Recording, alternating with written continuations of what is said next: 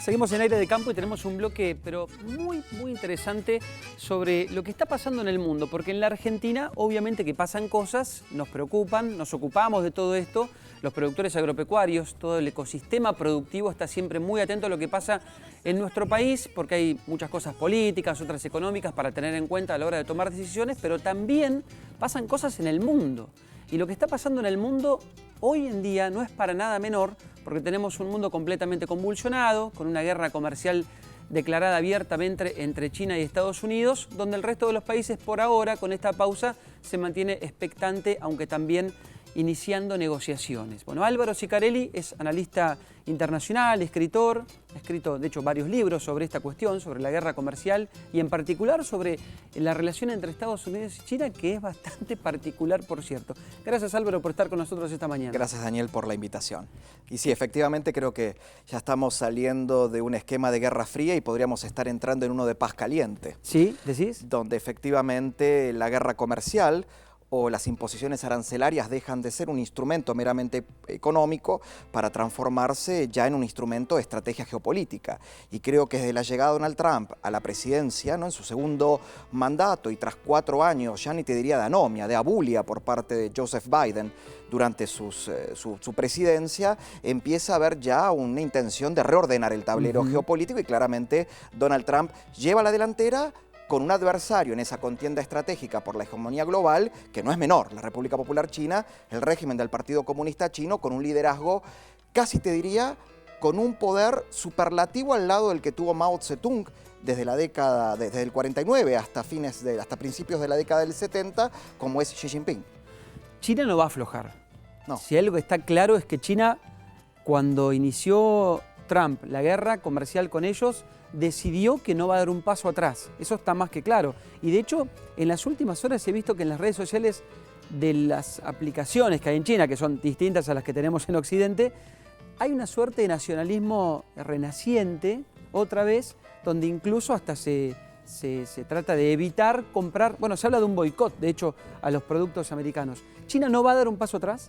No, y te diría que estamos en presencia de el choque de dos formas de entender la estrategia. La forma clásica occidental, que yo siempre la refiero con el juego del ajedrez, sí, ¿no?, que es un juego de avances y de retrocesos y con la idea de capturar posiciones del adversario. Casi te diría una acción siempre ofensivo-defensiva, mientras que los no menos de 5.000 años de historia estratégica china la podemos referenciar con el milenario juego del Go, donde los chinos, primero con una paciencia y un tiempismo estratégico, buscan en primera instancia rodear al adversario, lo que se denomina el cerco estratégico, tomarles posiciones estratégicas más que capturarlo, más que dominarlo, ¿no?, que un poco siempre fue la visión estratégica propia del mundo occidental. Si hay algo que los caracteriza a los chinos es saber esperar. Y si uno mira el mapa de zonas de influencia chinas, va a encontrar que China no le importa negociar con gobiernos netamente de corte izquierdista o nacionalista de izquierda o antiimperialistas o antinorteamericanos. Negocia y acuerda también con gobiernos de derecha. ¿Por qué? Porque a diferencia que quizás de los gobiernos occidentales que son de claro corte ideologizado, China entiende que el mundo ya corre por otro lado. Es distinto. De hecho, tuvo una reunión, por ejemplo, con Pedro Sánchez. Con Pedro Sánchez y lo ha tenido también con Georgia. La cercanía con Europa. Pero digamos con los altos mandos de la Unión Europea, que son mayoritariamente del Partido Popular Europeo, que es una agrupación de partidos de centro-derecha. Lo hace también con partidos más de corte, ¿no?, de nacionalistas. Digo, sí. China no mira, China lo que ve es la oportunidad. ¿Y qué rol va a tener la Argentina ahí? Porque nosotros estamos en una situación compleja. Porque de hecho, lo que están mirando China y lo que están mirando Estados Unidos es qué hace cada uno de los países y qué posición toma. Porque después te facturan esa decisión. Y la Argentina tiene, por un lado, una negociación con el Fondo Monetario Internacional, donde Estados Unidos tiene un rol completamente protagónico. Y por otra parte tenemos un swap con China, que acabamos de renovar, o sea, tenemos una relación con los dos. ¿Está bien? Y que hace horas el secretario del Tesoro norteamericano Estuvo le en la pide Argentina, claro, a la Argentina para profundizar esta alianza, ¿sí?, este alineamiento casi automático que tenemos con los Estados Unidos, el tratar de cancelar el swap para y empezar a ver una forma de relación especial, sí, en el campo económico con los Estados Unidos. Yo te reformularía la pregunta, te diría qué no puede hacer la Argentina, qué no puede tener la Argentina. La Argentina lo que no puede tener es una política exterior errática y pensada al servicio de los intereses domésticos del gobierno, de este gobierno y de cualquier otro gobierno. Dicho esto, de otras palabras, no podemos tener una política exterior ideologizada que dé votos. Tenemos que tener una política exterior que está al servicio de los intereses nacionales. Yo soy discípulo de Carlos Escudé, creo en el realismo periférico y creo en la política exterior que por sobre todas las cosas piensa en el mediano y en el largo plazo. Bueno, pero Milei en eso fue bastante realista en el sentido de que en un momento, por ejemplo en campaña, criticó a China, pero después se sentó a conversar. Yo creo que lo apremió la realidad, ¿no? Claro. Y la necesidad que impone la realidad. Y me parece que eso es muy oportuno. ¿Qué entiendo yo? Argentina debería tener una política de pivoteo estratégico, ¿no? Lo que Henry Kissinger llamaba diplomacia triangular, ¿no?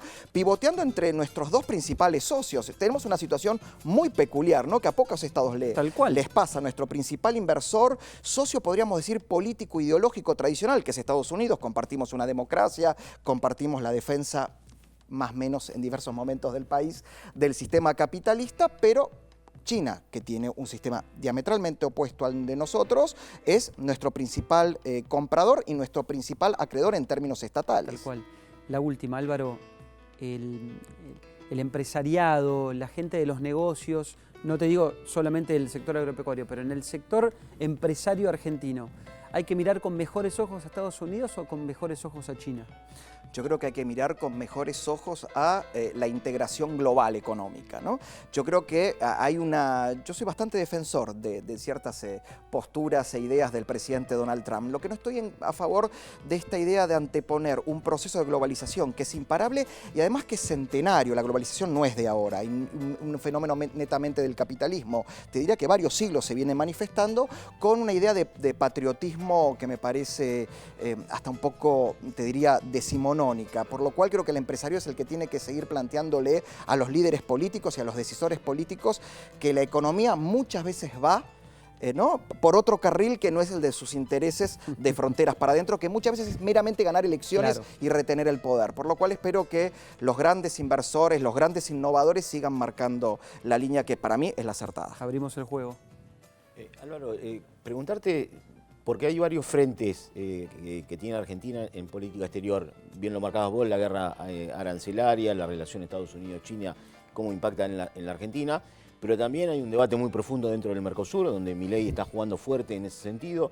¿Qué va a pasar con el acuerdo de la Unión Europea-Mercosur? ¿Vos cómo definirías la política exterior del gobierno de Milei?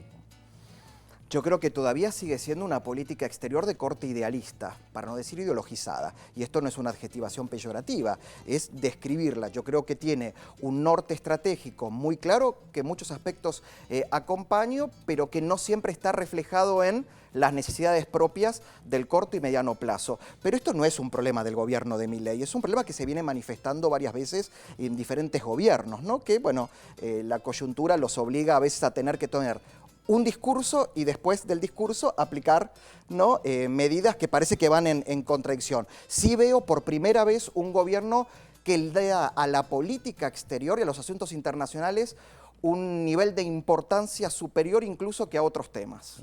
Es que esa es la clave. La Argentina tiene que exportar, tiene que crecer, tiene que generar riqueza y una gran forma de hacerlo, te diría que la mejor, es haciendo negocios hacia afuera. Bueno, el propio general Perón decía que la política nacional era cosa de provincias, ¿no? Que el gran escenario era la política, claro, mundial, por lo cual hasta no tendría que tener ni detractores en el propio justicialismo 100%. El propio presidente Milei. 100%.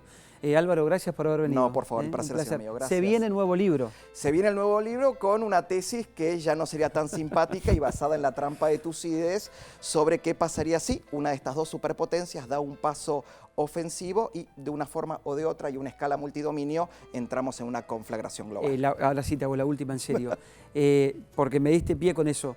¿La guerra comercial puede ¿Es una locura pensar que la guerra comercial puede escalar en una guerra de otro tipo, de otra índole? En realidad, la guerra comercial debería ser lo que evite una conflagración como las conocemos. Gracias por la charla. A vos. Un placer.